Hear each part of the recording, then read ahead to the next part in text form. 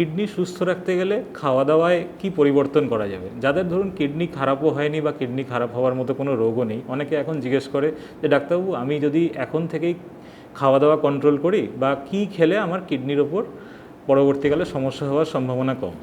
তো সাধারণত খুব যদি অনিয়ম না করা হয়, অত্যাধিক মদ্যপান, ধূমপান বা অত্যাধিক বাইরের ওষুধ খাওয়া, সেসব ক্ষেত্রে কিডনির রোগ হওয়া শুধু খাওয়া থেকে সম্ভাবনা খুবই কম। কিন্তু তাও কিছু কিছু খাবার দেখা গেছে যে বিশেষত কিডনির সুস্থতা বজায় রাখার জন্য ভালো। সমস্ত কিছুই মডারেশনে খাওয়া উচিত, পরিমিত পরিমাণে। যেমন হচ্ছে পরিমিত পরিমাণে কার্বোহাইড্রেট খাওয়া, সেটা বাড়িতে বানানো ভাত হোক, রুটি হোক, সবজি হোক। লো পটাশিয়াম ফল, যে ফলে পটাশিয়াম কম থাকে, যেমন আপেল, পেয়ারা, তরমুজ, পরিমিত পরিমাণে। কিছু কিছু মানে দুধ জাতীয় খাবারের পরিমাণটা মডারেট রাখা, হ্যাঁ, একদম বন্ধ করা নয়, আবার খুব বেশি খাওয়া নয়।